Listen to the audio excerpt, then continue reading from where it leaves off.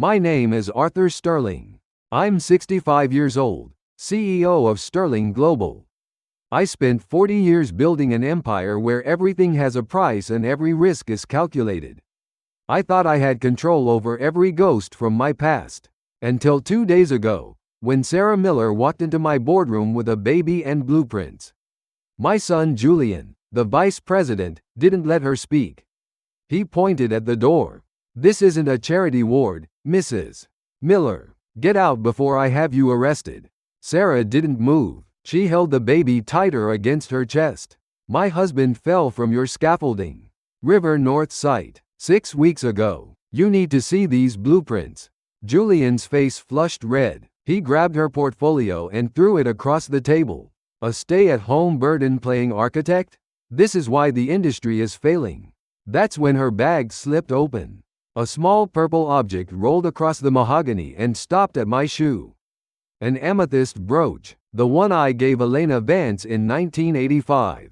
The woman I loved, the woman my father forced me to abandon. I couldn't breathe. The boardroom disappeared. All I could see was 40 years of my life buried under billions in concrete rolling across a table in front of my son.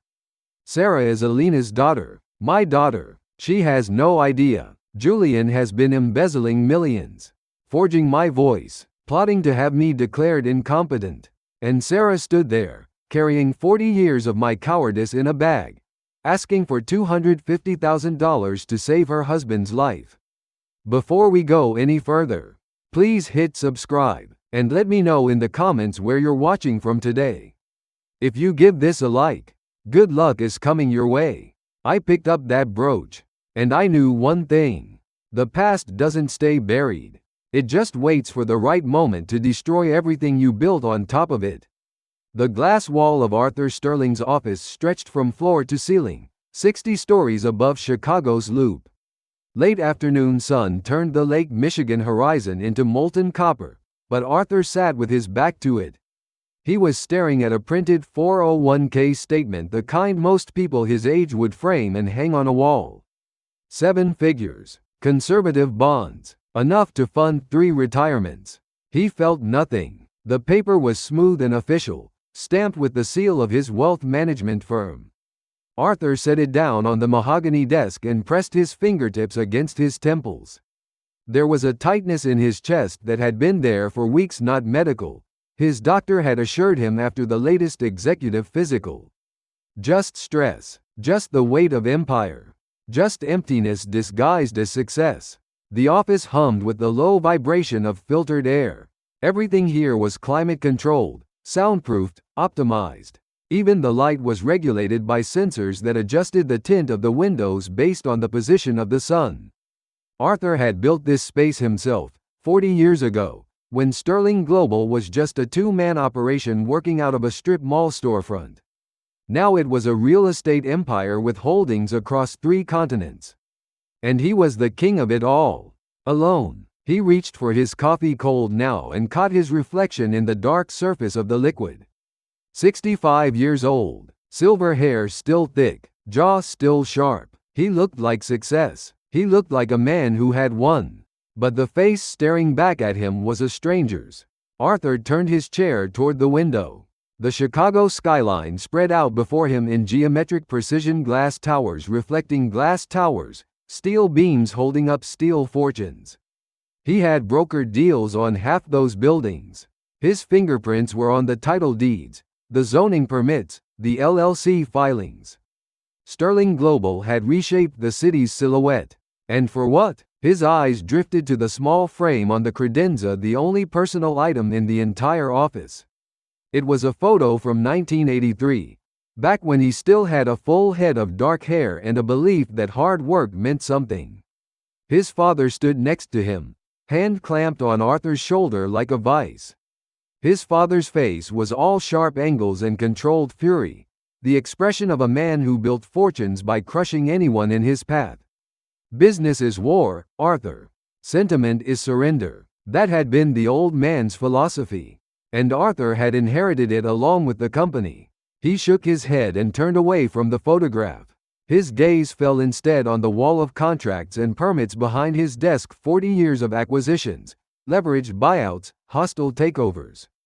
All perfectly legal, all brutally efficient, all completely hollow. There was a sudden flicker in the overhead lights, just a brief stutter in the LED panels. Arthur frowned. The building's electrical system was state-of-the-art, it shouldn't flicker. He made a mental note to call maintenance, then forgot about it immediately. That's when the intercom crackled to life. "Mr. Sterling?" His assistant's voice, tight with discomfort. "There's a situation in the lobby." Arthur pressed the button. "I don't do situations, Claire. That's what security is for." "Yes, sir, but she has a baby, and she's asking for you specifically." He felt a flicker of irritation. There were protocols for this. Appointments, proper channels. Sterling Global didn't operate on walk-ins and desperate pleas. "Tell security to escort her out."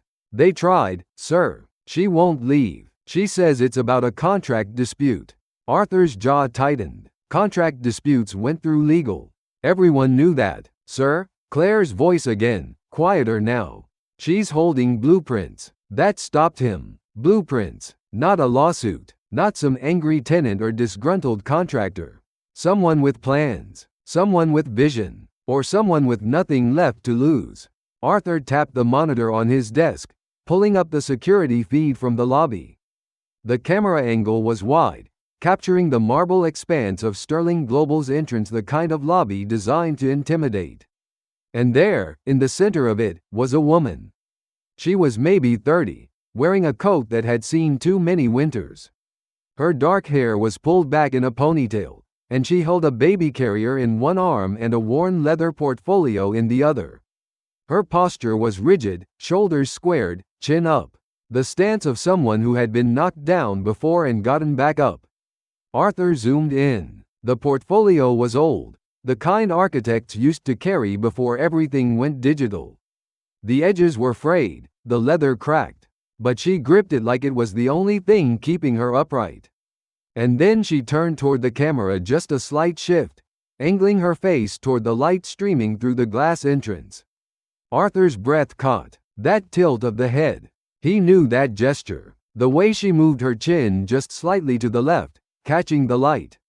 The way her hand came up reflexively to tuck a stray strand of hair behind her ear. He knew it because he had seen it 1,000 times before. 40 years ago, in a lavender field outside Seattle, Arthur's hand trembled as he reached for the intercom button again. His pulse was hammering in his ears, drowning out the hum of the air conditioning, the distant murmur of traffic 60 stories below. "Sir?" Claire's voice was sharper now, worried. "Should I have her removed?" Arthur stared at the screen. The woman shifted the baby carrier to her other arm, and something slipped out of the side pocket of her bag. A piece of paper, official, federal blue ink. He squinted at the feed. FOFSA, Federal Student Aid Application. Denied. His chest tightened again, but this time it wasn't the phantom ache of stress. It was something sharper, something he hadn't felt in decades. Guilt. The woman looked up at the security guard approaching her, and Arthur saw her jaw set. She wasn't going to leave. She wasn't going to be dismissed. She's desperate, and desperation, Arthur knew from 40 years in real estate, made people do dangerous things. Or honest things. He watched her adjust the baby carrier, watched the way her fingers gripped the handle with white-knuckled determination. She wasn't here to beg. She was here to fight. And something about the fierce, familiar fire in her posture made Arthur's hand hover over the intercom button. I shouldn't care, he thought. I built an empire by not caring. But his finger pressed down anyway. Send her up. Claire's voice was stunned. Sir, you heard me. Send her up to the boardroom. And tell Julian the first want him there too. There was a pause. Then, quieter, are you sure? Arthur looked at the woman on the screen one more time. She had turned back toward the entrance, and for just a second, the light caught her profile in a way that made his heart lurch. No, he said, but do it anyway. He ended the call and stood, his legs unsteady. The glass wall of his office reflected his face back at him, older now, harder. But underneath the silver hair and the tailored suit, There was a flicker of something he thought he'd buried 40 years ago. Hope, or maybe just the memory of it. Arthur picked up the 401k statement and let it fall into the trash bin beside his desk. The paper landed with a soft rustle, worthless as everything else he had accumulated. The shadow of the past, he thought, is longer than the skyscraper I built. And for the first time in 40 years, Arthur Sterling was afraid of what that shadow might reveal. The elevator doors opened with a soft chime on the 58th floor. Sarah Miller stepped into the corridor, the baby carrier heavy in her arms, the leather portfolio pressed against her ribs. The carpet here was plush, the kind that swallowed footsteps, made everything silent and removed. Track lighting glowed from recessed panels in the ceiling, casting no shadows. It felt like walking into a mausoleum. A young woman in a charcoal suit met her at the elevator bank. "Mrs. Miller, I'm Claire, Mr. Sterling's assistant. Right this way, please." Sarah followed her down the corridor, past glass-walled conference rooms where men in expensive suits talked into speakerphones. No one looked up, no one even glanced her way. She was invisible here, just another supplicant in a building full of power. The baby shifted in the carrier, making a small sound. Sarah adjusted the straps, feeling the weight pull at her shoulders. She'd been carrying him since 6 a.m., through 2 bus rides and a long walk from the nearest stop. The carrier was cheap, bought secondhand from a thrift store in Pilsen. The straps were fraying at the edges. "Just hold on," she told herself. "Just a little longer." Claire pushed open a heavy wooden door. "The boardroom. Mr. Sterling will be with you shortly."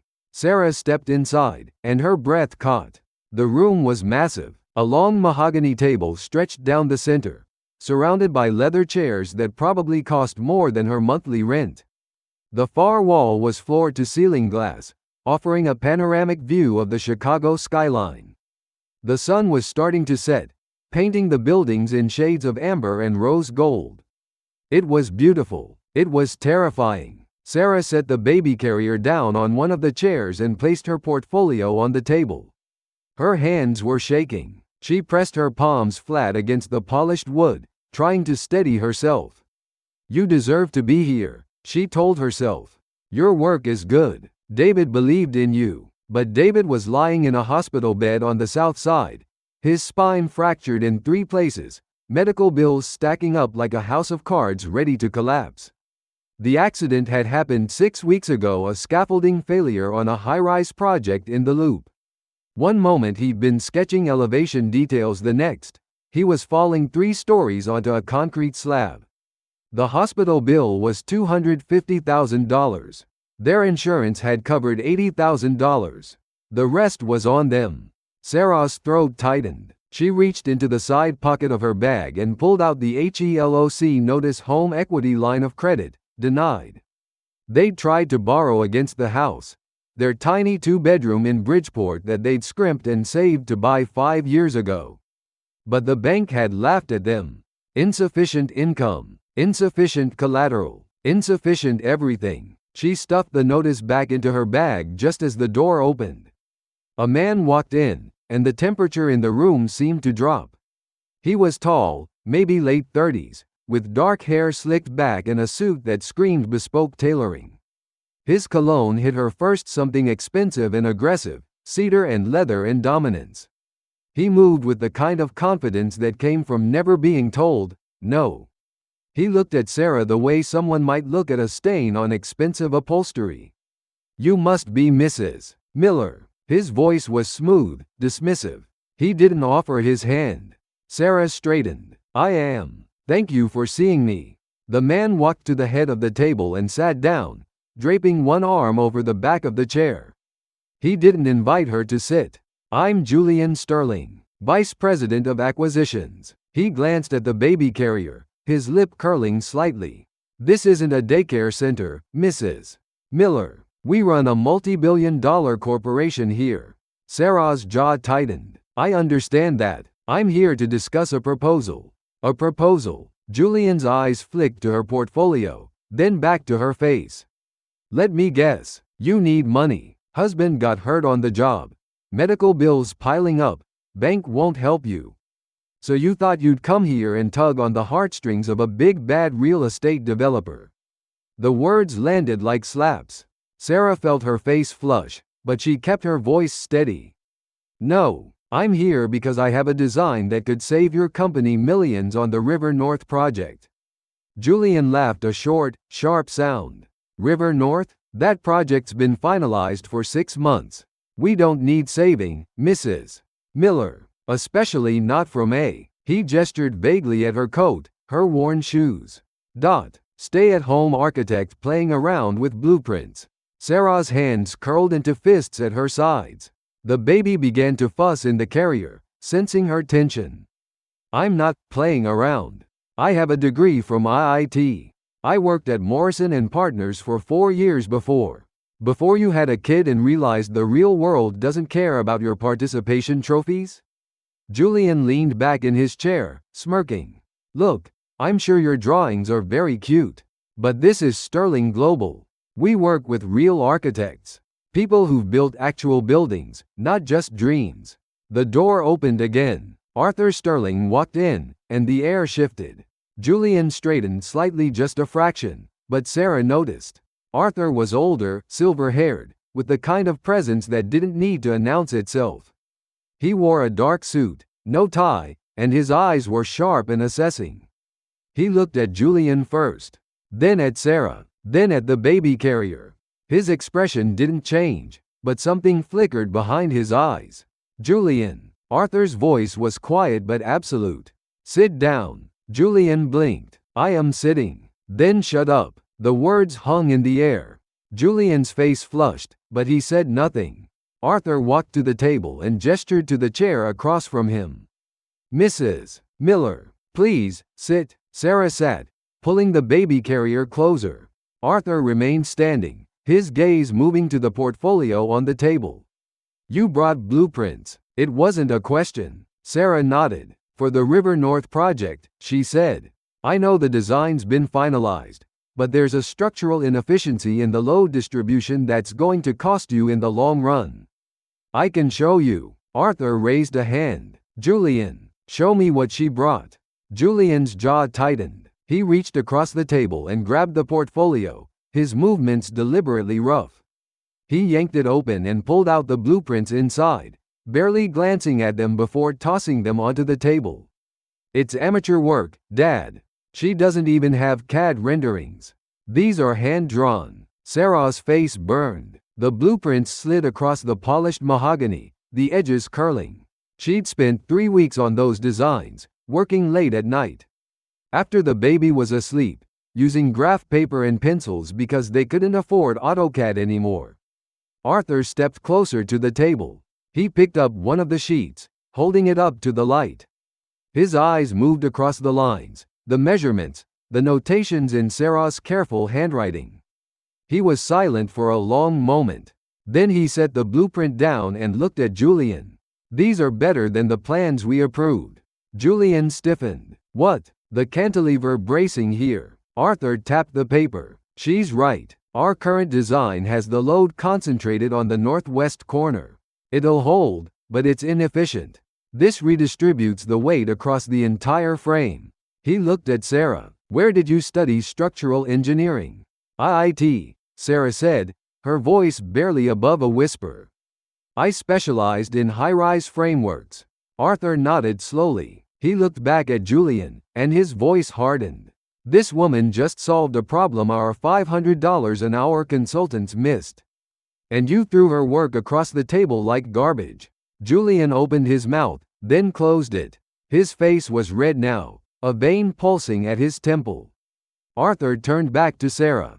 What do you want, Mrs. Miller? Sarah swallowed. This was it, the moment she'd been preparing for, rehearsing in her head during the bus rides, the sleepless nights. A contract, she said. I want to consult on the River North project. Just this one job, enough to cover my husband's medical bills. Arthur's eyes narrowed slightly. How much? $250,000. The number hung in the air like a confession. Julian laughed harsh and ugly. You've got to be kidding. $250,000 for some hand-drawn sketches? This is extortion. It's what the work is worth, Sarah said, her voice stronger now. You said it yourself, your consultants charge $500 an hour.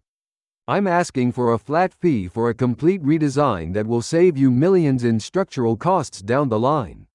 Arthur was watching her carefully. His gaze moved from her face to the baby carrier, then to her bag.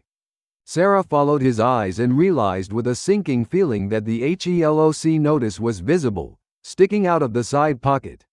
Denied in bold red letters. Arthur saw it. She knew he saw it. His expression didn't change, but something shifted in his posture. He reached into his jacket pocket and pulled out his phone, tapping the screen a few times. Claire, he said into the phone, get me the cost projections for River North. Specifically the structural engineering budget.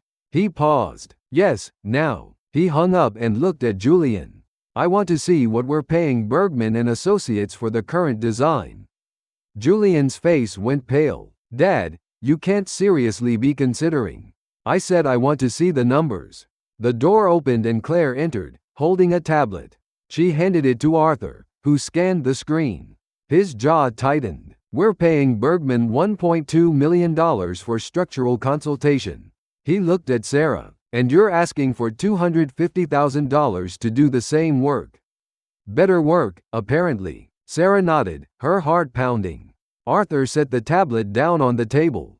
He looked at Julian, and his voice was ice. Julian, call Bergman. Tell them we're terminating the contract. Julian's eyes went wide. You can't. I just did. Arthur turned back to Sarah. Mrs. Miller, you'll have a contract on your desk by Monday. But I want the full redesign. Every floor, every load-bearing element, every connection point. If you're going to fix this, you fix it completely. Sarah felt tears prick at the corners of her eyes. She blinked them back, refusing to cry in front of these men. Thank you, she whispered.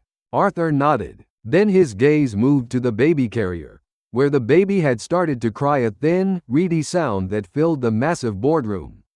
How old? Arthur asked. 3 months. Arthur's face softened, just for a moment. Then the mask was back. Go home, Mrs. Miller. Take care of your family. We'll handle the paperwork. Sarah stood, gathering the blueprints, the portfolio, the baby carrier. Her hands were still shaking, but now it was relief, not fear. Julian was staring at his father, his expression a mix of fury and disbelief. As Sarah reached the door, Arthur spoke again. Mrs. Miller? She turned. Your husband. What happened to him? Scaffolding collapse. River North construction site. 6 weeks ago. Arthur's face went very still. He glanced at Julian, then back at Sarah. I see. Sarah left the boardroom, the heavy door closing behind her with a muffled thud. She stood in the corridor for a moment, the baby's cries echoing in the silence. She'd done it. She'd actually done it. Back in the boardroom, Arthur stood at the head of the table, staring at the blueprints. Julian was pacing, his hands clenched into fists. Dad, what the hell was that? You just gave her a $250,000 contract based on some hand-drawn sketches and a sob story. Her husband fell off our building, Julian. The words stopped Julian mid-stride.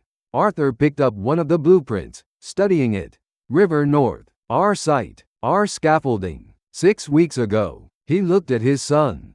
Did you know about this? Julian's face went carefully blank. There was an incident. It's being handled through insurance. What kind of incident? A contractor fell. Safety violation. It's not our liability. Arthur set the blueprint down very carefully. You're telling me a man fell 3 stories on our site, and you didn't think I needed to know about it? It's a construction site, Dad. Accidents happen. Arthur's voice dropped to a whisper. Get out. Julian blinked. What? Get out of this room before I say something we'll both regret. Julian opened his mouth to argue, then thought better of it. He grabbed his phone and walked out, slamming the door behind him. Arthur stood alone in the boardroom, the blueprints spread across the table, the baby's cries still echoing in his memory. He looked down at Sarah's bag, still sitting on the chair where she'd been sitting. She'd forgotten it in her rush to leave. Arthur picked it up, intending to call Claire and have it sent down to the lobby. But as he lifted it, something fell out of the side pocket. Not the HELOC notice. Something else. A hospital bill, printed on cheap paper, folded and refolded so many times the creases had started to tear. University of Chicago Medical Center. Patient David Miller. Total due $250,000. Arthur stared at the number. $250,000. The exact amount she'd asked for. Not a consulting fee, a lifeline. He set the bill down on the table, his hand trembling. I shouldn't care, he thought. This isn't my problem. But the way she'd looked at him when he'd asked about her husband, the raw, desperate hope in her eyes, it had reminded him of something. Someone. 40 years ago. Arthur walked to the window, looking out over the city. The sun had set now, and the buildings were lit from within, glowing against the darkening sky. I want to see the blueprints she's holding, he whispered to his reflection. And for the first time in years, he wondered if he'd made the right choice. Julian Sterling didn't go back to his office. He went straight to the executive bathroom on the 59th floor, the private one with marble counters and motion sensor faucets. The one that smelled like sandalwood and success. He locked the door behind him and gripped the edge of the sink, staring at his reflection in the mirror. His face was flushed, his jaw tight, the vein at his temple was still pulsing. $250,000. To some nobody with a baby and a hard luck story. He turned on the cold water and splashed it across his face, trying to cool the rage burning under his skin.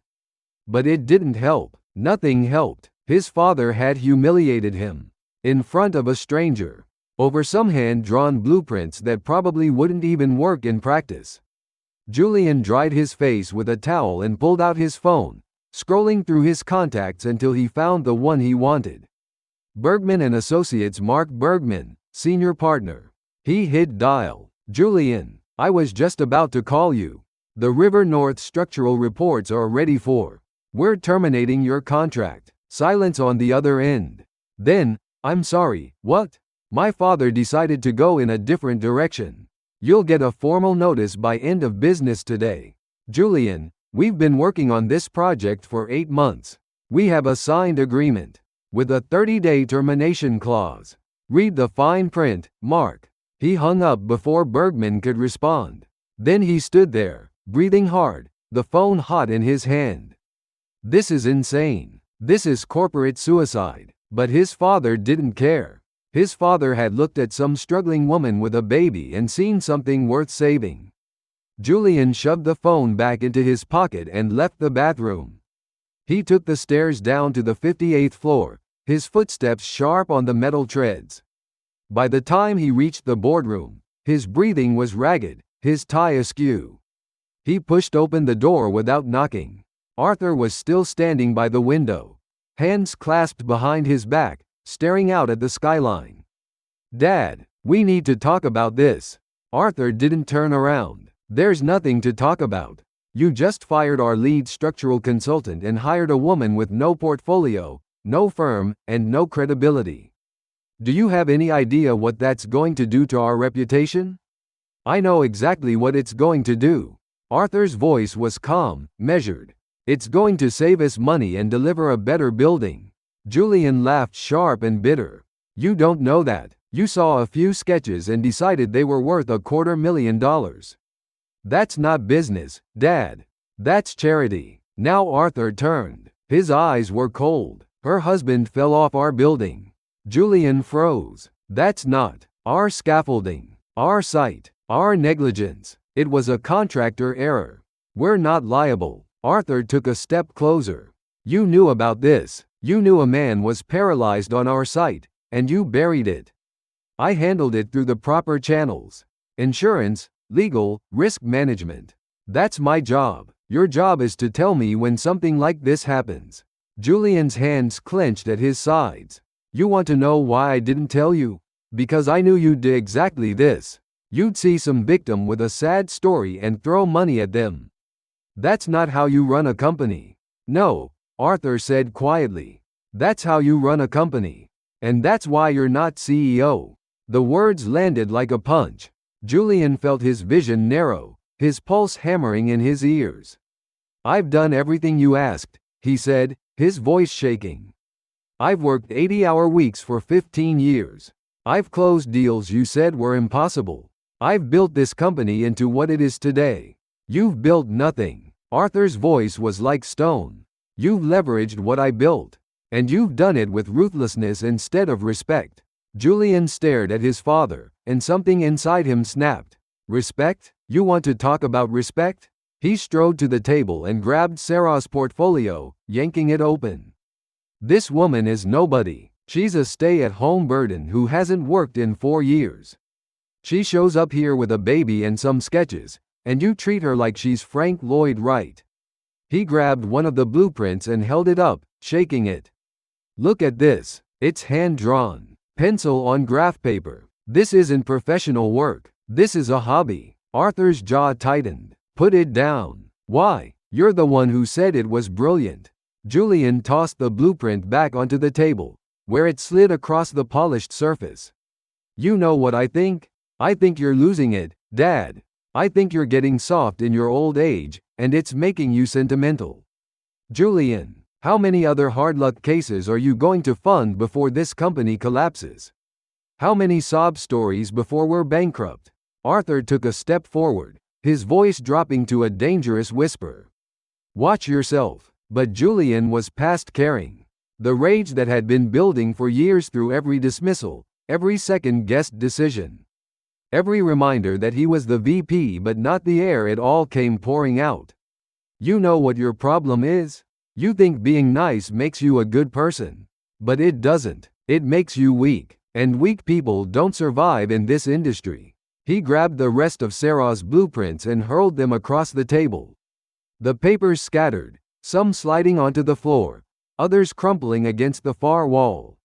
"She's incompetent, Dad. She's a failed architect trying to play in the big leagues. And you're giving her $250,000 because you feel guilty about her crippled husband." Arthur's face went white. "Stop talking." "Why? Because the truth hurts?" Julian pointed at the scattered blueprints. "This is garbage, and you know it." He reached for Sarah's bag, still sitting on the chair, intending to dump its contents out as a final demonstration of his point. But as he grabbed it, his own leather portfolio, the one he'd brought into the meeting, tipped over. Papers spilled out across the table. Arthur's eyes went to them immediately. Julian's stomach dropped. There, among the quarterly reports and acquisition proposals, was a single document. Crisp, official, legal letterhead. Power of attorney Arthur Sterling. Proposed conservatorship due to mental decline. Arthur picked it up slowly.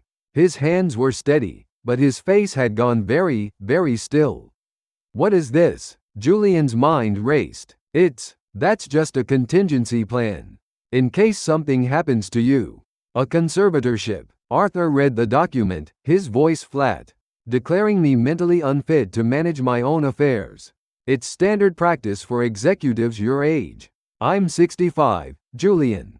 Not 90. Arthur set the document down on the table, and his eyes met his son's. "You were planning to have me declared incompetent." Julian's throat tightened. "That's not. I was protecting the company. You were protecting yourself." The words hung in the air, heavy and final. Arthur turned away, walking back to the window. For a long moment, he said nothing. Julian stood frozen, his heart hammering, trying to think of something to say that would fix this. Then Arthur spoke, his voice quiet. "Get out." Julian blinked. "Dad, get out of this building. Go home. We'll discuss this on Monday. You can't just." "I said get out." The door to the boardroom opened. Claire stood there, her face pale. "Mr. Sterling, is everything all right?" "No," Arthur said, still facing the window. "But it will be. Claire, please escort Mr. Julian Sterling to the lobby. He's leaving for the day." Julian's face flushed red. "I don't need an escort." "Then leave on your own. Either way, you're done here today." Julian grabbed his portfolio, carefully avoiding the POA document, and strode toward the door. He stopped in front of Claire, close enough that she had to step back. "This isn't over," he said to his father's back. Arthur didn't respond. Julian left, his footsteps echoing down the corridor. In the silence that followed, Arthur stood by the window, his hands shaking. The POA document was still on the table behind him. The blueprints were scattered across the floor, and somewhere in the chaos, Sarah's bag had fallen open. A small object rolled across the table, disturbed by the papers Julian had thrown. It moved slowly, catching the light from the recessed fixtures overhead. Arthur heard it before he saw it, a soft, rolling sound against the mahogany. He turned. There, spinning to a stop at the edge of the table, was a small silk pouch. Purple, faded with age, the kind of pouch used to protect delicate jewelry. Arthur's breath stopped. He knew that pouch. He had bought it 40 years ago, in a small antique shop in Pike Place Market. He'd wrapped it carefully around a brooch and amethyst set in silver filigree, a family heirloom from his grandmother. He'd given it to a girl with dark eyes and lavender-scented hair, on a day when the world felt full of possibility instead of obligation. Arthur walked to the table slowly, as if approaching something sacred or dangerous. He picked up the pouch, his fingers trembling. The silk was worn soft, the drawstring frayed. He opened it carefully, and the brooch tumbled into his palm. The amethyst caught the light, glowing deep purple. The silver filigree was tarnished but intact, and there, on the back, were the initials he'd had engraved. A.S.E.V. Arthur Sterling. Elena Vance. The room tilted. He gripped the edge of the table to steady himself, the brooch burning like hot coal in his hand. This can't be. But it was. He knew this brooch. He knew the weight of it, the way the amethyst had a small inclusion near the center that looked like a frozen teardrop. He'd watched Elena drop it in the mud when his father's men dragged her away from their last meeting. He'd watched her crawl back on her hands and knees to retrieve it, her dress soaked, her face streaked with tears. He'd thought it was lost forever. But here it was, 40 years later, in a boardroom in Chicago, carried by a woman named Sarah Miller. Arthur's legs gave out. He sank into the nearest chair, the brooch clutched in his fist. His vision blurred. His chest felt like it was being crushed. Elena. The name was a prayer and a wound. He looked at Sarah's bag, still open on the chair. Inside were the scattered remains of her life, the HELOC denial, the hospital bill, a crumpled receipt from a grocery store, a pacifier, a small bottle of formula, and underneath it all, half hidden in the lining, was a photograph. Arthur pulled it out with shaking hands. It was old, the edges yellowed. The image showed a woman standing in front of a small wooden house, her arms around a young girl maybe 10 years old. The woman's face was lined with age and hardship, but her eyes were unmistakable. Dark, fierce, familiar. Elena, and the girl in the photograph, with the same tilt of her head, the same gesture of tucking hair behind her ear. Sarah. Arthur's vision went dark at the edges. The boardroom lights flickered again, that same brief stutter he'd noticed earlier. But this time it felt like the world itself was breaking apart. He stared at the photograph, at the brooch, at the scattered blueprints on the floor, and he understood. Sarah Miller wasn't just some desperate woman who'd walked into his building asking for help. She was Elena's daughter, his daughter. The thought hit him like a physical blow. He doubled over in the chair, the photograph crumpling in his hand, the brooch digging into his palm. No, that's not possible. I would have known. Elena would have told me. But she hadn't told him. She couldn't have, because his father had made sure they never spoke again. Arthur looked at the POA document Julian had been carrying. The conservatorship papers, the plan to have him declared mentally unfit. How fitting, he thought bitterly. My son wants to erase me the same way my father erased Elena. The lights flickered again. This time they stayed dim for several seconds before returning to full brightness. Arthur stood slowly, his legs unsteady. He walked to the window and pressed his forehead against the glass. 60 stories below, the city moved in patterns of light and shadow. Cars on Lake Shore Drive, boats on the lake, People living their lives without knowing that something fundamental had just shifted in the universe. He opened his fist and looked at the brooch again. The amethyst glowed in the dimming light, purple as a bruise. Purple as lavender fields in summer rain. Purple as the moment he'd realized he loved a girl his father would never approve of. I gave 40 years to building an empire, Arthur thought. And I lost the only thing that ever mattered. He turned away from the window and looked at the mess on the boardroom table. The blueprints, the POA document, the photograph, the hospital bill for $250,000. Sarah needs help. Elena's daughter needs help. And for the first time in 40 years, Arthur Sterling knew exactly what he had to do. Not because it was good business. Not because it was profitable. But because some debts can't be paid with money. Some debts can only be paid with truth. He picked up the brooch and slipped it into his pocket. Then he walked to the door, his footsteps steady now, his mind clear. The shadow of the past had finally caught up with him, and Arthur Sterling was done running from it. Arthur didn't go back to his office. He went to the one place in the building where no one would disturb him, the private study on the 60th floor. A room that technically didn't exist on any floor plan. It was accessed through a hidden door in the executive library, behind a shelf of old law books that hadn't been touched in decades. He'd built this room himself, 30 years ago, when the pressure of running Sterling Global had started to feel like drowning. It was small, maybe 10 feet by 12, with no windows and a single overhead light. A desk, a chair, a locked filing cabinet, and silence. Perfect, absolute silence. Arthur closed the door behind him and flipped the light switch. The fluorescent tube buzzed to life, casting harsh white light across the oak desk. He sat down heavily, the amethyst brooch still clenched in his fist. The room smelled like old paper and furniture polish. On the desk sat a single document, his last will and testament, updated 6 months ago by his estate attorney. Arthur had been putting off signing it, kept finding reasons to delay. Now he knew why. He opened the folder and read through the pages, his eyes scanning the legal language with practiced efficiency. Primary beneficiary Julian Edward Sterling. Assets all holdings of Sterling Global, including real estate portfolio, corporate stock, personal property, and liquid assets estimated at $847 million. Arthur stared at the number. $847 million. A fortune built over 4 decades. Enough money to fund entire cities, reshape skylines, change lives. And it was all going to a man who just tried to have him declared mentally incompetent.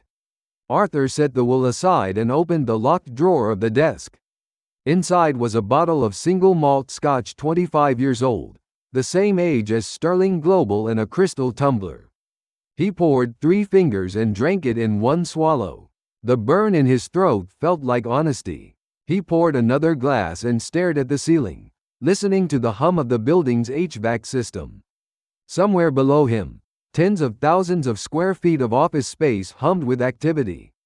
His empire. And he felt nothing. I am the king of a graveyard. The thought came unbidden, but once it arrived, it settled in his chest like lead.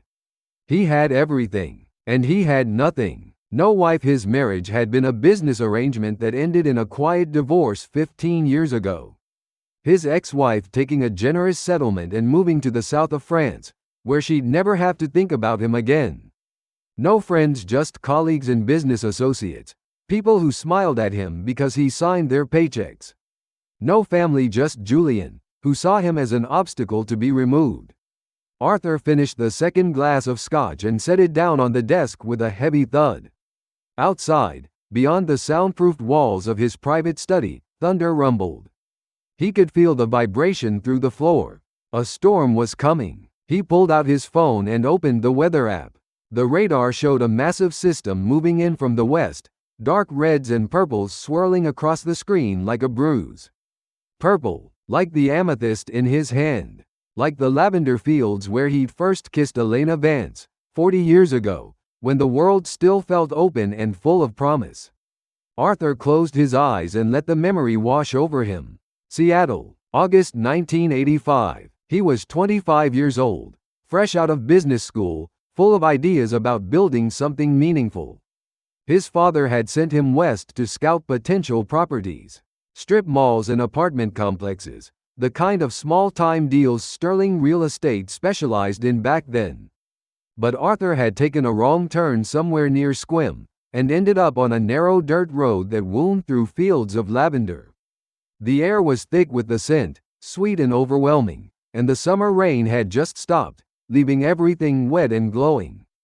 That's where he saw her, Elena Vance, 19 years old, standing in the middle of a field with a basket of freshly cut stems. Her dark hair was loose around her shoulders, and she wore a simple cotton dress that was soaked through from the rain. She was laughing at something, maybe at herself for getting caught in the storm, maybe just at the sheer ridiculous beauty of the day. Arthur had pulled over and gotten out of his rental car, not quite sure why. "You lost?" she'd called out. "Completely," he'd admitted. She'd smiled, and Arthur's entire life had changed in that moment. They spent 3 weeks together that summer. 3 weeks of stolen time, of lying in lavender fields and talking about the future. Arthur told her about his plans to build something bigger than his father's company. Elena told him about her dreams of running a farm, of living a simple life connected to the earth. On the last day, before he had to fly back to Chicago, Arthur gave her the amethyst brooch. "It was my grandmother's," he told her. "She said it was supposed to protect against bad luck." Elena had kissed him, tasting like lavender and rain. "Then I'll keep it safe," she'd promised. Arthur had promised to come back, to figure out a way to make it work, to build a life with her. But his father had other plans. Arthur opened his eyes, the memory dissolving back into the fluorescent harshness of the study. His hands were shaking. He pressed them flat against the desk to steady them. "I didn't come back." His father had found out about Elena. Arthur never learned how. Maybe he'd hired someone to follow his son, or maybe Arthur had been stupid enough to mention her in a letter. Either way, when Arthur returned to Chicago, his father was waiting with a choice. "You will marry Catherine Thornton. Her father owns half the commercial real estate in the Gold Coast. The merger will make us legitimate. You will do this, or you will be cut off. No company, no inheritance, no future." Arthur had tried to fight it. He'd called Elena, written letters, made plans to fly back to Seattle. But his father had moved faster. By the time Arthur got his affairs in order, Elena was gone. The lavender farm had been foreclosed on, a sudden, brutal action orchestrated by Sterling Real Estate through a subsidiary. Elena's family had been forced to sell everything, move away, disappear. Arthur had tried to find her, hired investigators, searched records. Nothing. She'd vanished. And Arthur, 25 years old and terrified of losing everything, had done what his father demanded. He'd married Catherine, built the empire, became the man his father wanted him to be, and buried the part of himself that had loved a girl in a lavender field. Now, 40 years later, sitting in his private study with a bottle of scotch and a will that left everything to a son who hated him, Arthur finally understood. "I built this empire on the ashes of the only thing that ever mattered." He opened the locked filing cabinet and pulled out a folder he hadn't touched in decades. Inside were documents his father had left behind when he died, contracts, deeds, legal maneuverings that Arthur had never fully examined. He spread them across the desk now, reading through them with a lawyer's eye. And there it was, reverse mortgage contract, Vance Family Farm, Squim, WA. Initiated by Sterling Real Estate Holdings, LLC. Date September 1985. Arthur's stomach turned. His father hadn't just foreclosed on the farm. He'd engineered it, approached Elena's parents with a predatory loan, then called it due the moment Arthur showed any sign of defiance. The Vances had lost everything. Their land, their home, their future, all to punish a 25-year-old man for falling in love. Arthur felt bile rise in his throat. He pushed back from the desk and stood, pacing the small room like a caged animal. Elena carried that brooch for 40 years. Through poverty, through whatever hell my father put her through. And she kept it safe. She kept her promise. The lights in the study flickered. Outside, the thunder was louder now, rattling the walls. Rain began to hammer against the building, a sound Arthur could hear even through the soundproofing. He looked at the will on the desk, at Julian's name, typed in neat legal font. My son is my father's legacy. Ruthless, efficient, emotionally dead, and Arthur had let it happen. He'd raised Julian in the same cold, transactional way he'd been raised. He'd taught his son that sentiment was weakness, that compassion was surrender. I turned my son into the man I was running from. The realization hit him like a physical blow. Arthur sank back into the chair, his head in his hands. On the desk, next to the scotch bottle, his phone buzzed. A message from Claire. Mrs. Miller's husband updated medical status just came through the insurance portal. Forwarding to you now. Arthur opened the attachment. It was a hospital report from University of Chicago Medical Center. Patient David Miller. Status critical but stable. Prognosis permanent spinal damage. Requires long-term care. Estimated lifetime medical costs $2.3 million. Arthur closed his eyes. David Miller fell from scaffolding on our River North site. Julian buried it, called it a contractor error. Just like my father buried Elena. Called her a distraction. The patterns repeated, generation after generation. The same ruthless efficiency. The same willingness to destroy lives for the sake of profit. Arthur stood and walked to the filing cabinet. At the very back, in a folder marked personal, was something he'd hidden even from himself. A bundle of letters, tied with string, never mailed. He'd written them over the course of a decade, in the early years of his marriage when the guilt still felt fresh. Letters to Elena, apologies, confessions, promises that felt hollow even as he wrote them. Dear Elena, I'm sorry. I couldn't fight him. I was weak. I hope you're safe. I hope you found happiness. I hope you've forgotten me. Arthur untied the bundle and looked at the top letter. The ink was faded, the paper yellowed. He'd written it the night before his wedding to Catherine. I'm marrying someone I don't love because I'm afraid of losing something I never really had. I'm 25 years old, and I'm already a coward. He'd never sent it, never sent any of them. Instead, he'd locked them away and tried to forget. But the past didn't forget. It waited, it grew, it festered, and now, 40 years later, it had walked into his boardroom carrying a baby and a portfolio of blueprints. Sarah Miller is Elena's daughter. The thought kept circling back, insistent and undeniable. He pulled out the photograph again, the one he'd taken from Sarah's bag. Elena standing in front of a small house, her arms around a young Sarah. The house looked like it had been built from salvaged wood and hope. The background showed rolling hills and, in the distance, rows of something purple. Lavender. Elena had rebuilt her farm. Somehow, despite everything, she'd survived. And she'd kept the brooch. Passed it to her daughter. Sent it like a message across 40 years of silence. Or maybe, Arthur thought, Sarah doesn't even know. Maybe she just carries her mother's jewelry without understanding what it means. Either way, the truth was the same. Arthur Sterling had destroyed the woman he loved to build an empire. And now that woman's daughter was drowning in medical debt because of that same empire's negligence. The circle was complete. Arthur sat in the dark study, the overhead light flickering in rhythm with the storm outside. Rain lashed the building. Thunder shook the walls. And somewhere in the city below, Sarah Miller was probably tucking her baby into bed, probably checking her bank account, probably wondering how she was going to survive another week. Arthur looked at the will on his desk. Then he picked up a pen and drew a single black line through Julian's name. The lights flickered again. This time they went out completely, plunging the study into darkness. Arthur sat in the black silence, listening to the thunder, feeling the building sway slightly in the wind. At 65 years old, he thought, I finally understand. Wealth is just a gilded cage when you've lost the key to your own soul. The lights came back on, weak and stuttering. Arthur picked up his phone and dialed. Claire, I need you to do something for me. Sir, it's almost midnight. I don't care. I need you to find someone. A woman named Elena Vance. Last known location was Washington State, possibly near Squim. Use every resource we have. I want an address by morning. There was a pause. Sir, is everything all right? Arthur looked at the amethyst brooch, still glowing purple in his palm. No, he said quietly.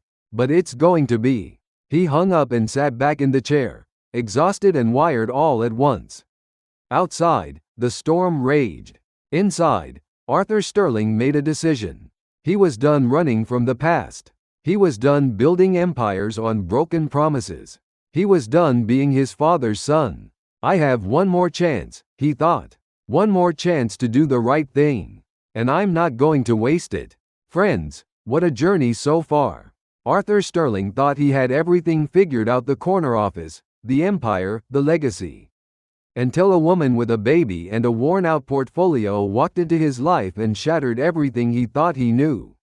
That amethyst brooch, 40 years of silence, and now Sarah Miller, struggling under the weight of a $250,000 medical bill, carrying her mother's jewelry without even knowing the story it holds.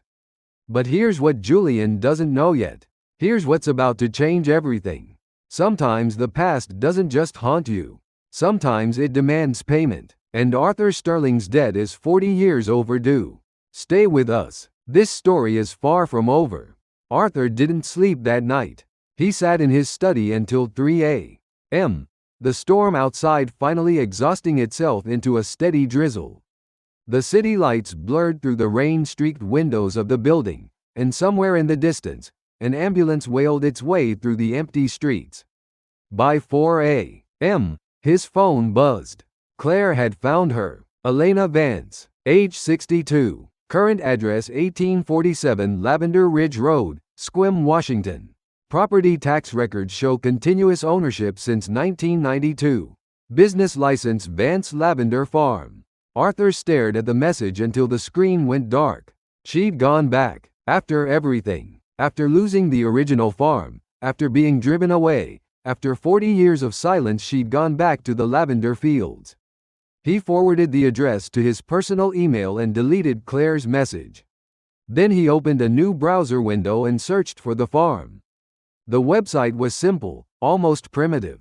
A homepage with a photograph of rolling purple fields under a gray sky.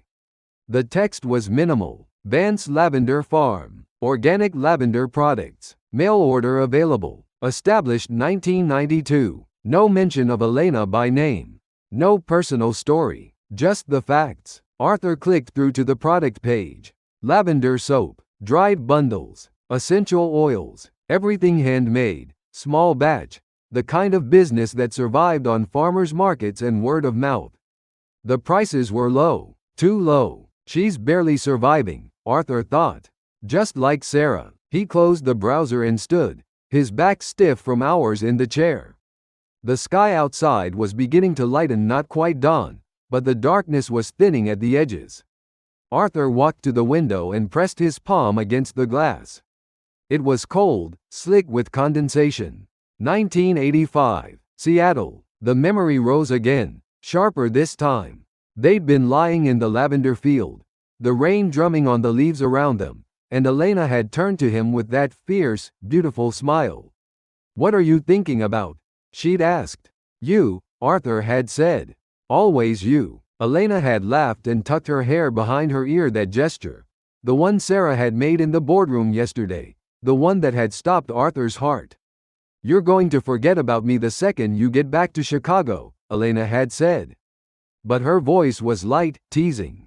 She didn't believe it. Arthur had taken her hand. "I could never forget you. Promise?" "I promise." And he'd meant it. In that moment, with the rain falling and the lavender scent thick in the air, he'd meant every word. But then his father had intervened. And Arthur had broken his promise. Not because he'd forgotten, but because he'd been afraid. Arthur pulled his hand away from the window, leaving a palm print in the condensation. "I was 25. I thought I could go back. I thought I had time. But time didn't wait. Time just moved forward, carving away at possibilities until all that was left was regret." He pulled out the amethyst brooch and held it up to the weak dawn light. The stone glowed, deep and rich, like a piece of captured twilight. She kept this for 40 years. That meant something. It had to. Arthur tucked the brooch back into his pocket and left the study. The building was still mostly empty, just the night cleaning crew and a few security guards. He took the elevator down to the parking garage and got into his car, a black Tesla Model S that he barely drove anymore. He sat in the driver's seat for a long moment, staring at the concrete wall in front of him. Then he pulled out his phone and opened the map. Sequim, Washington, 1,847 miles, 30 hours of driving, or 4 hours by plane. Arthur started the car and drove home. His penthouse was in a high-rise on Lakeshore Drive, 42nd floor, floor-to-ceiling windows overlooking the water. It was all sharp angles and minimalist design: concrete, glass, steel. The kind of space that looked stunning in architecture magazines and felt like a tomb to live in. Arthur walked through the front door and went straight to his bedroom. He pulled a suitcase from the closet and started packing. Not the business suits, not the Italian leather shoes. Jeans, a sweater, a jacket, the clothes he never wore. The clothes of a man who didn't live in boardrooms. He was zipping the suitcase when his phone rang. Julian's name flashed on the screen. Arthur stared at it for 3 rings. Then he answered. "What?" Julian's voice was tight, controlled. "We need to talk. About yesterday." "There's nothing to talk about. Dad, I was trying to protect you. By having me declared mentally incompetent?" Arthur's voice was ice. "That's your idea of protection?" Silence on the other end. "Then, you're making irrational decisions. Hiring that woman. Firing Bergman. You're jeopardizing the company. The company will survive. Not if you keep throwing money at every sob story that walks through the door." Arthur felt anger surge in his chest, hot and sharp. "Her name is Sarah Miller. Her husband fell off our building because you cut corners on safety. And you buried it. That's not. Don't lie to me, Julian. I've seen the reports. You knew the scaffolding was substandard. You approved it anyway because it saved $30,000. Another silence. Longer this time. "It was within code," Julian finally said. "Barely. And now a man is paralyzed for life. His family is drowning in debt. And you want to talk to me about protecting the company?" Julian's voice hardened. "I want to talk about the fact that you're not thinking clearly. You gave her $250,000 based on some hand-drawn sketches. That's not rational." Arthur walked to the window, looking out over the lake. The sun was rising now, turning the water gold. "Did you know," Arthur said quietly, "that I used to think like you? 40 years ago, I thought success meant making hard choices, cutting losses, putting profit over people. That's what it does mean." "No, Julian. That's what cowardice means." He heard Julian's sharp intake of breath. "You know what I learned yesterday?" Arthur continued. "I learned that you can build an empire and still lose everything that matters. I learned that wealth without conscience is just a monument to selfishness. And I learned that my father raised me to be exactly like him: ruthless, efficient, and emotionally dead. Dad, and I raised you the same way. Which makes this my fault." Arthur could hear Julian breathing on the other end of the line, trying to find words. "I'm going away for a few days," Arthur said. "While I'm gone, you're suspended. No access to company accounts. No authority to make decisions. Claire has the details. You can't do that. I just did. I'll fight this. I'll call the board. The board answers to me, Julian. And right now, I don't trust you within 100 miles of this company." Arthur hung up before his son could respond. He stood there for a moment, his hands shaking, adrenaline coursing through his veins. Then he picked up his suitcase and walked out of the penthouse. By 9 a.m., Arthur was at O'Hare, boarding a flight to Seattle-Tacoma International. He'd bought a first-class ticket under a false name, one of the privileges of having enough money to disappear when you needed to. The flight was half empty. Arthur sat by the window, watching Chicago disappear beneath the clouds, and tried not to think about what he was doing. I'm going to find the woman I abandoned 40 years ago. I'm going to look her in the eye and apologize for destroying her life." And then, he didn't know what came after, and then, the flight attendant came by with coffee. Arthur took it but didn't drink. His hands were still trembling. The woman in the seat across the aisle, mid-50s, reading a paperback, glanced at him. "Nervous flyer?" she asked kindly. Arthur shook his head. "Just going home." It wasn't true. He had no idea where home was anymore. But somewhere in Washington state, in a field of lavender under a gray sky.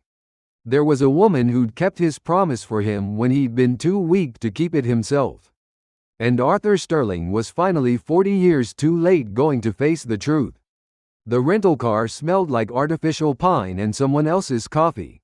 Arthur drove north from Seattle on Highway 101, the road winding through dense forests and sudden clearings where the Olympic Mountains loomed in the distance. It had been raining when he landed, but now the clouds were breaking apart, letting through shafts of pale sunlight that turned the wet pavement into mirrors. He'd been driving for 2 hours, and he still had no idea what he was going to say. "Elena, I'm sorry I destroyed your life. By the way, I think your daughter walked into my office yesterday carrying your jewelry." It sounded insane even in his head. Arthur gripped the steering wheel tighter and focused on the road.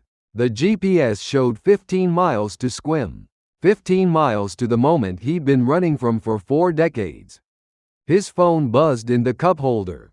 He glanced at it. Julian. Again. Arthur ignored it. Instead, he pulled over at a rest stop overlooking the Strait of Juan de Fuca. The water was gray and choppy, dotted with whitecaps. A few seabirds wheeled overhead, crying out in voices that sounded like warnings. Arthur got out of the car and stood at the railing, breathing in the salt air. It smelled like memory, like that summer 40 years ago when everything still felt possible. He pulled out his phone and opened a different contact. Private investigator. A man named Marcus Chen, someone Arthur had used for discreet background checks over the years. Someone who didn't ask questions. Arthur dialed. "Mr. Sterling." Marcus's voice was smooth, professional. "What can I do for you?" "I need you to look into someone. Sarah Miller, age 30, lives in Chicago, Bridgeport neighborhood. Married to David Miller. I need everything: family history, financial records, employment history. But I need it quietly. No one else can know I'm asking." "Understood. Timeline? 24 hours. Marcus didn't hesitate. "Consider it done." Arthur hung up and stood at the railing for another few minutes, watching the water. Then he got back in the car and kept driving. Lavender Ridge Road turned out to be a narrow gravel path that wound through second-growth forest before opening into fields. And there, stretched out under the gray sky, were the lavender rows. Hundreds of them, maybe thousands, planted in precise lines that followed the contours of the hillside. Arthur pulled over and sat in the car, staring. The farm was smaller than he remembered. But then, everything looked bigger when you were 25 and in love. The house was at the far end of the property, a small structure made of weathered wood, with a peaked roof and a front porch that sagged slightly on one side. Smoke rose from the chimney, a thin gray line against the clouds. Arthur's chest tightened. "She's in there." He sat in the car for 10 minutes, trying to find the courage to move. Then the front door opened, and a woman stepped out onto the porch. Arthur's breath stopped. Elena, older, her dark hair streaked with gray, pulled back in a braid. Her face lined with years of sun and work. She wore jeans and a heavy cardigan, and she was carrying a basket of cut lavender. She looked exactly the same. She looked completely different. Arthur watched as she set the basket down on the porch steps and straightened, pressing a hand to her lower back. The gesture was so familiar, the same one she'd made 40 years ago after hours of working in the fields, that Arthur felt tears sting his eyes. I have no right to be here. But he was here, and he'd come too far to turn back now. Arthur opened the car door and stepped out. The sound of the door closing echoed across the field. Elena looked up, her hand shading her eyes against the weak sunlight. For a moment, neither of them moved. Then Elena's hand dropped to her side. Her face went very still. Arthur, his name on her lips, after 40 years of silence, nearly broke him. Elena, his voice cracked. He cleared his throat and tried again.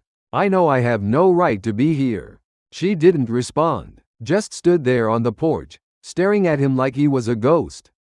Arthur took a step forward. Then another. His feet crunched on the gravel path between the lavender rows. I found your brooch, he said. The amethyst. The one I gave you. Elena's hand went to her throat, an unconscious gesture.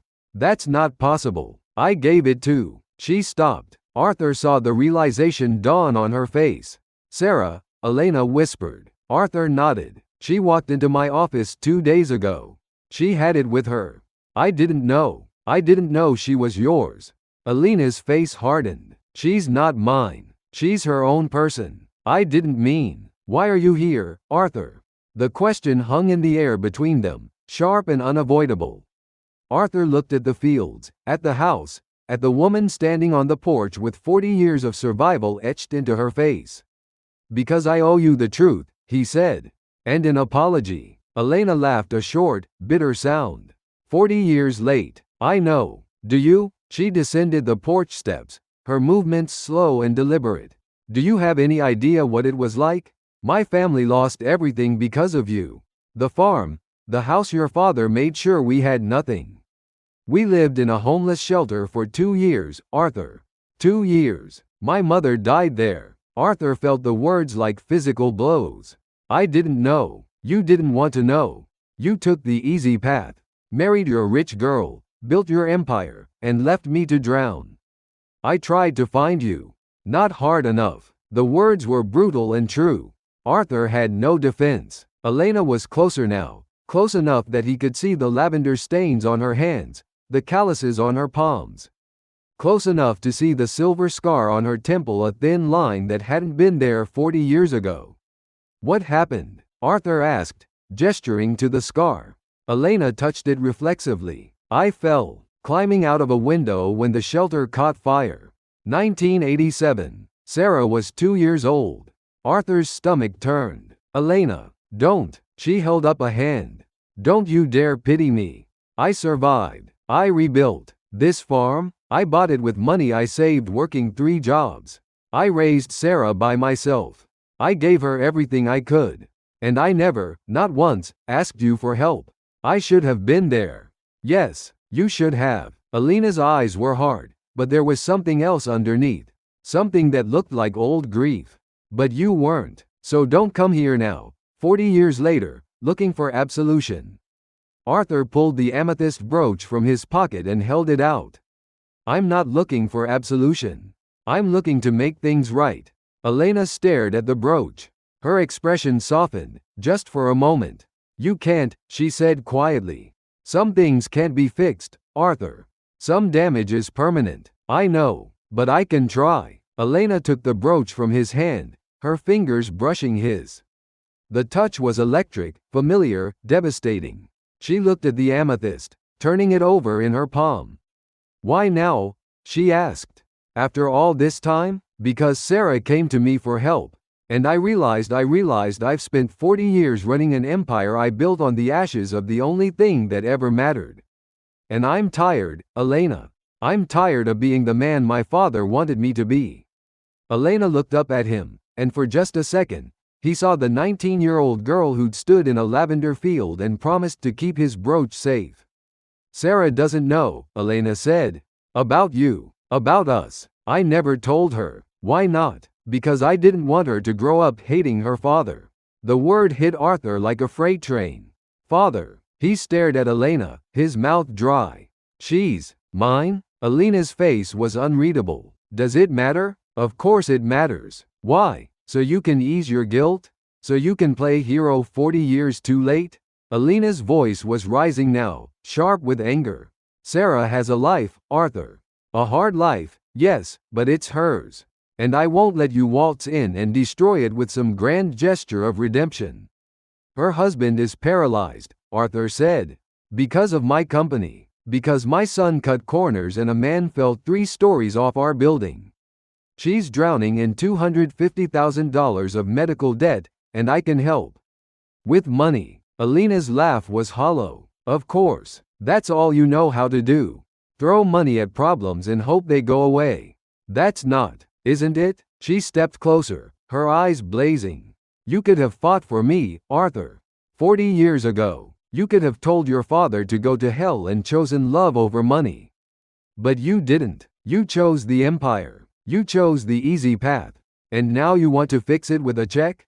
Arthur had no answer. Because she was right. Elena shook her head and turned away, walking back toward the house. Go home, Arthur. Go back to your skyscrapers and your boardrooms. Sarah doesn't need you, and neither do I. But Arthur didn't move. I paid her hospital bill, he said to her, retreating back.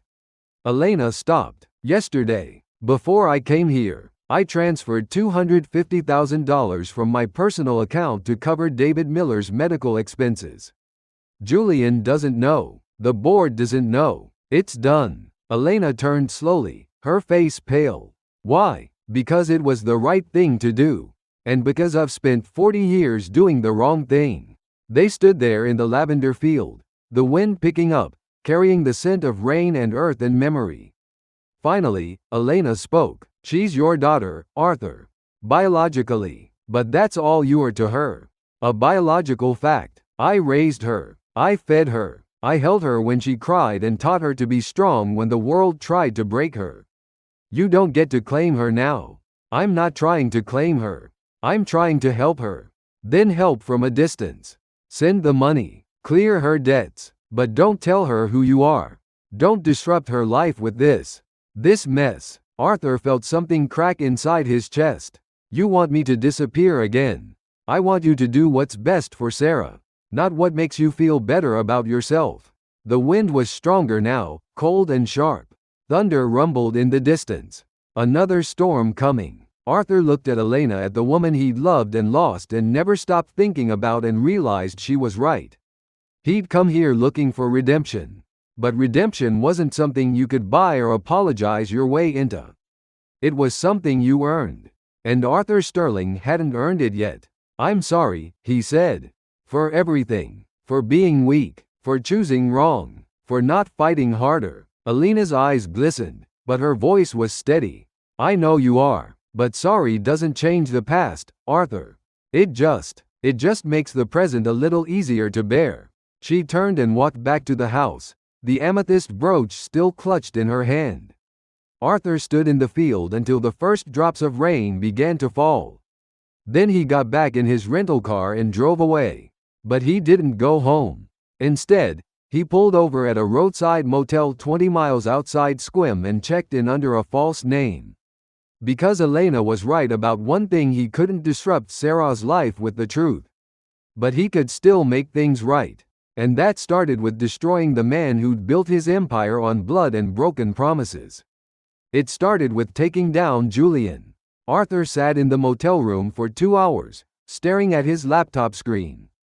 The file Marcus Chen had sent him was extensive, 40 pages of Sarah Miller's life, distilled into bank statements, employment records, and family history. And there, on page 12, was the confirmation. Birth certificate: Sarah Elena Miller née Vance. Born March 15, 1995. Mother Elena Vance. Father unknown. March 1995. 9 months after August 1985.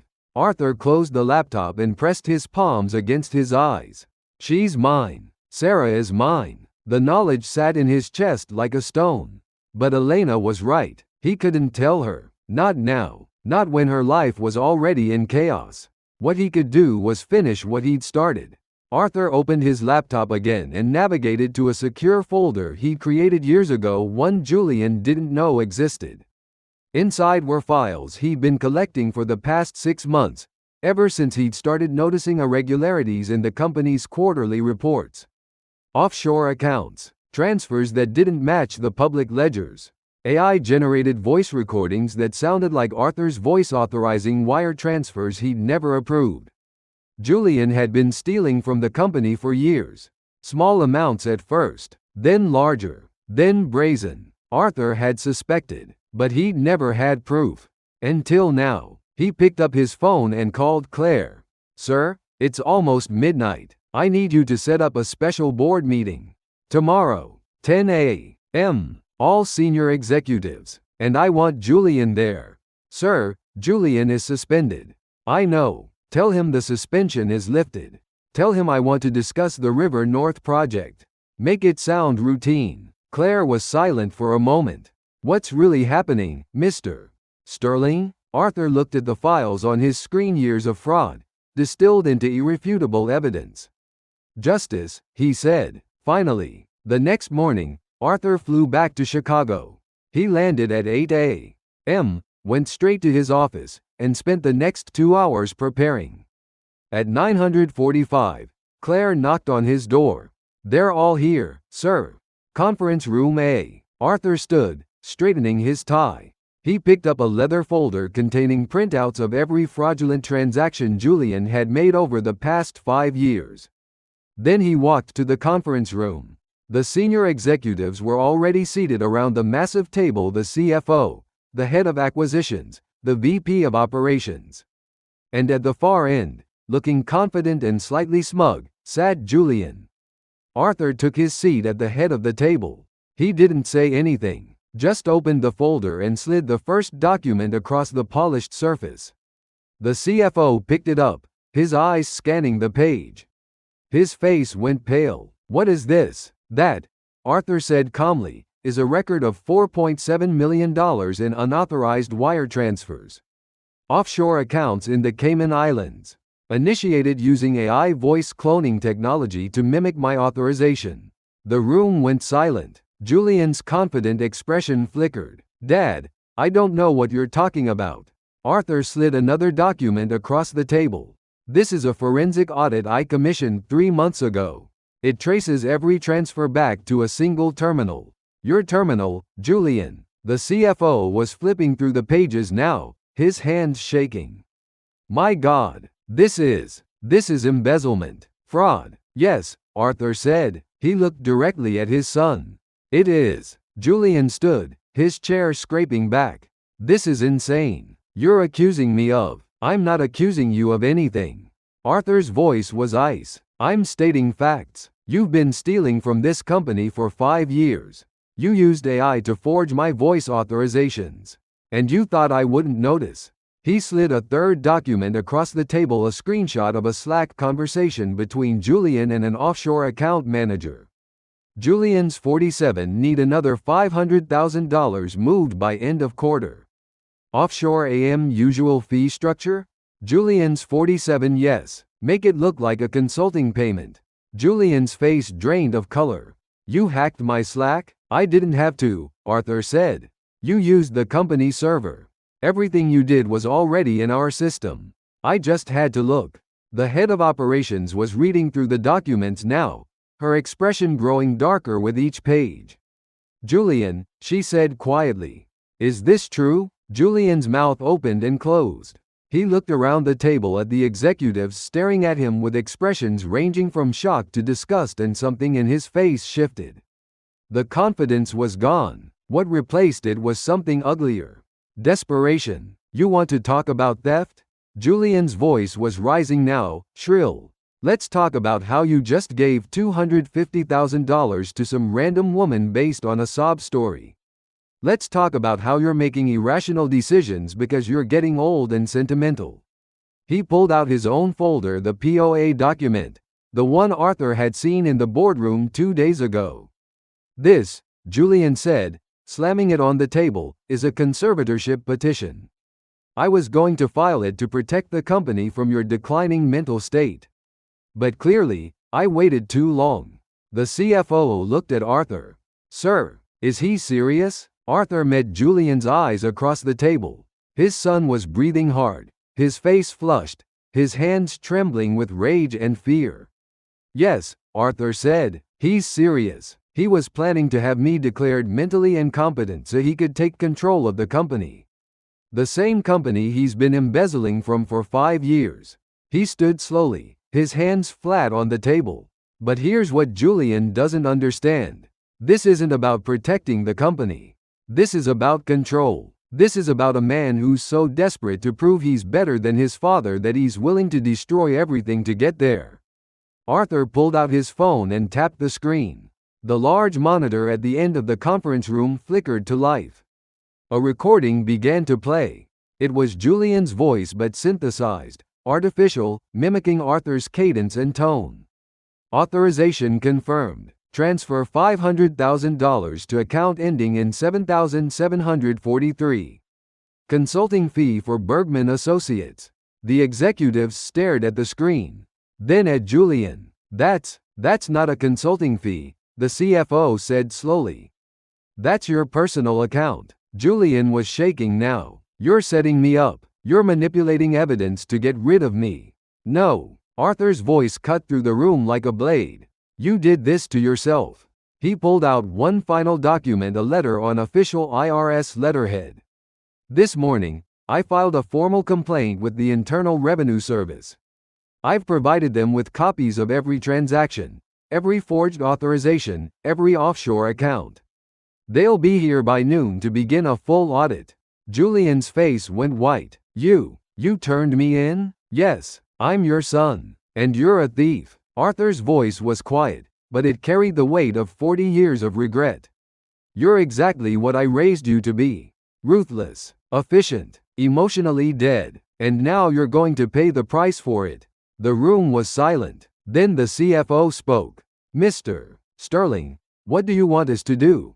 Arthur looked around the table, at the executives who'd worked for him for decades, at the company he'd built from nothing, and at his son, standing at the far end of the table, his empire crumbling around him. Julian is terminated, effective immediately. Security will escort him from the building. All his access is revoked. And I want a full internal audit of every department he's touched. He looked at Julian. You'll face federal charges for fraud and embezzlement. You'll likely go to prison. And when you get out, you'll have nothing. No company, no inheritance, no legacy. Julian's hands clenched into fists. You're destroying me. No, Arthur said. I'm letting you face the consequences of your own actions. Something I should have done years ago. 2 security guards entered the room.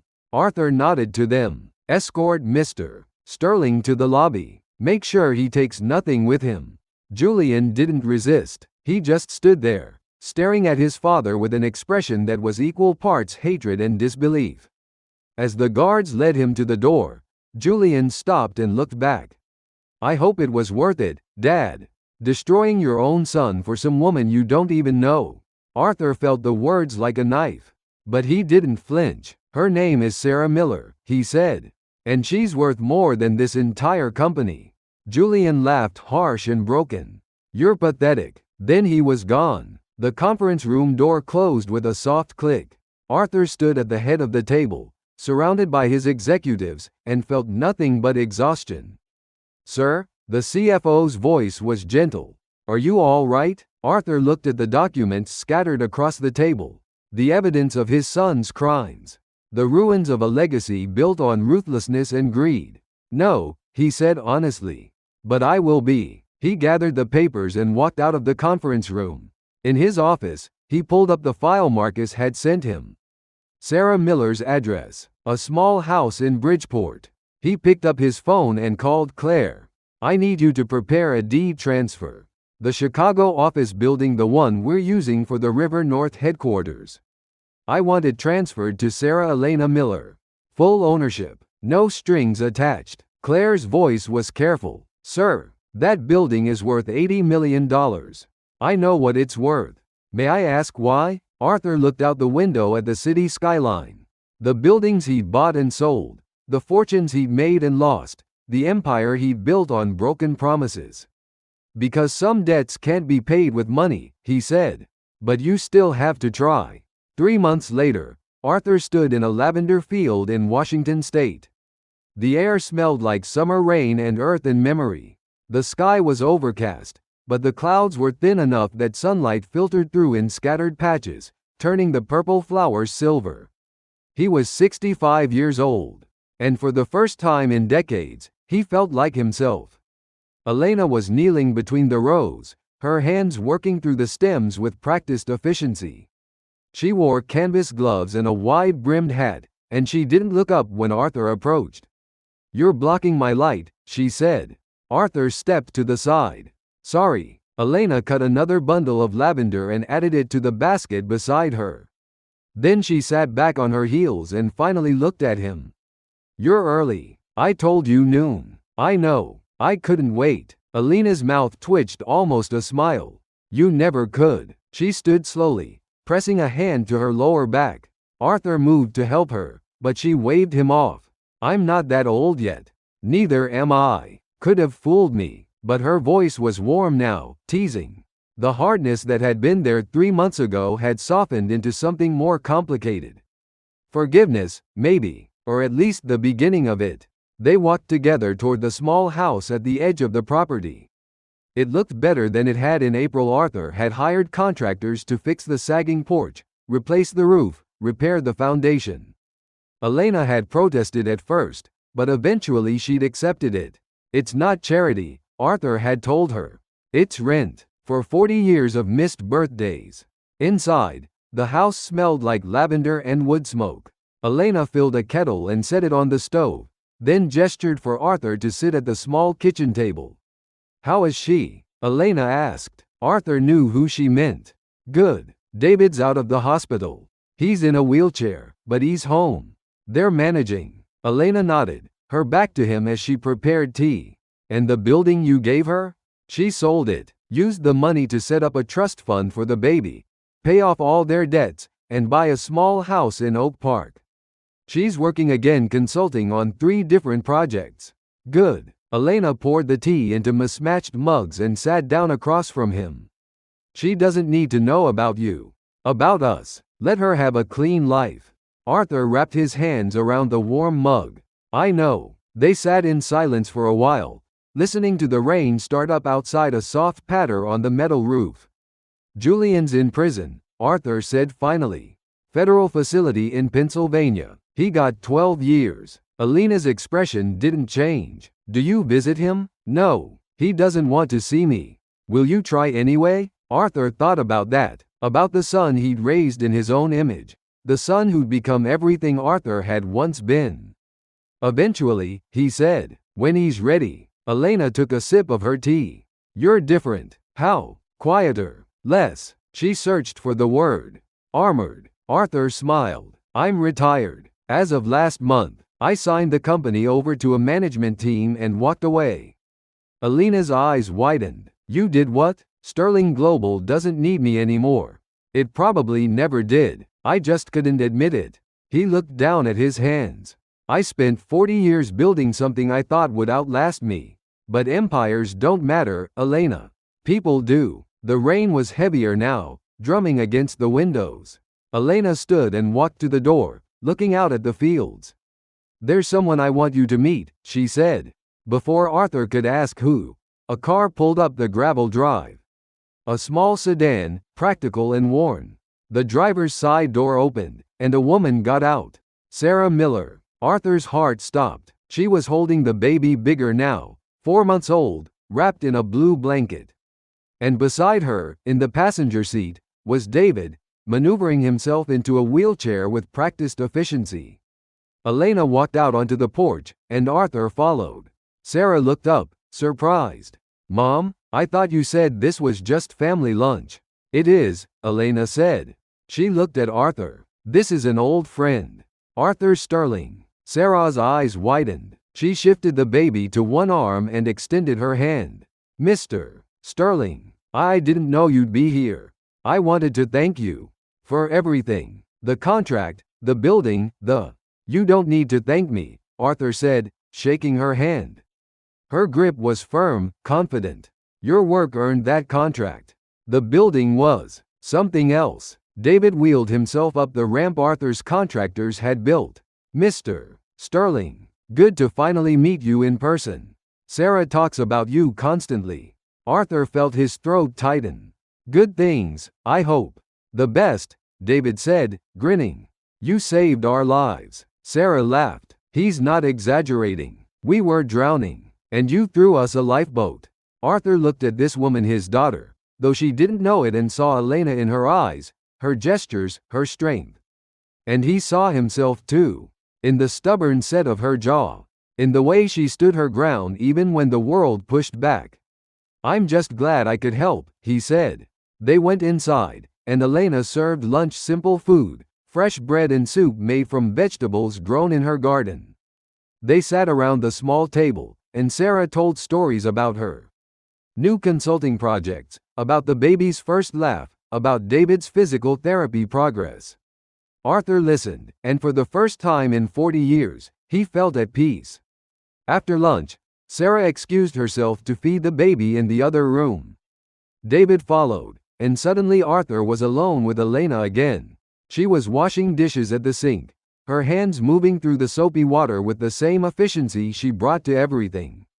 "Thank you," Arthur said. Elena didn't turn around. "For what?" "For letting me be here. For not telling her. I didn't do it for you." Elena's voice was soft. "I did it for her. She has a good life now. A husband who loves her. A child. A career. She doesn't need complications." "I know." Elena dried her hands on a towel and turned to face him. "But I will tell her.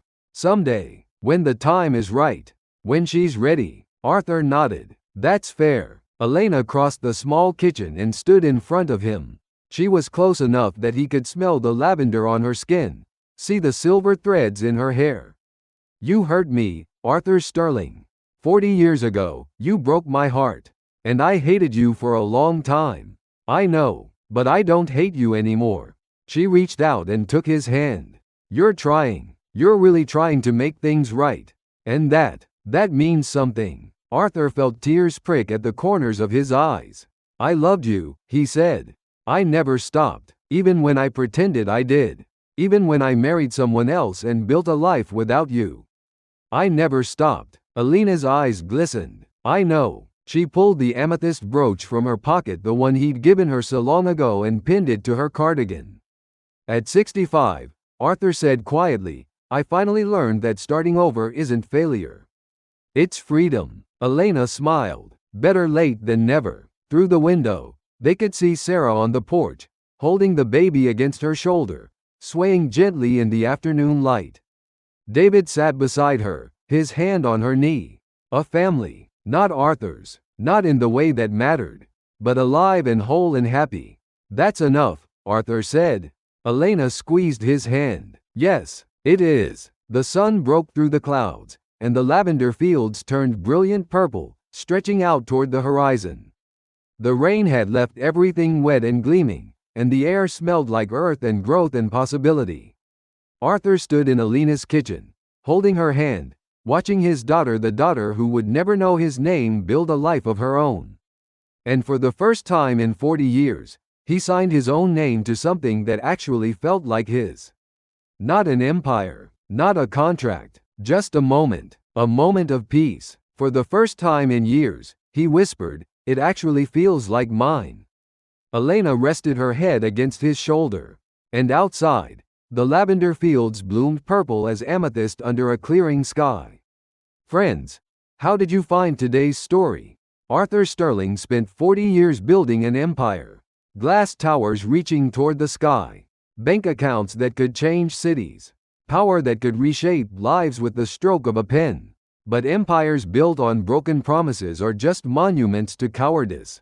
It took Arthur 65 years to understand something simple: you can own every building in the skyline and still have nothing. You can make a fortune and still be bankrupt in the ways that matter. When Sarah Miller walked into his boardroom carrying that amethyst brooch, Arthur didn't just see a desperate woman asking for help. He saw the bill for every choice he'd been too afraid to make. Every moment he'd chosen safety over love. Every time he'd let his father's voice drown out his own. The story we tell ourselves is that we'll fix things tomorrow. That we'll make amends when the time is right. That the people we've hurt will wait forever.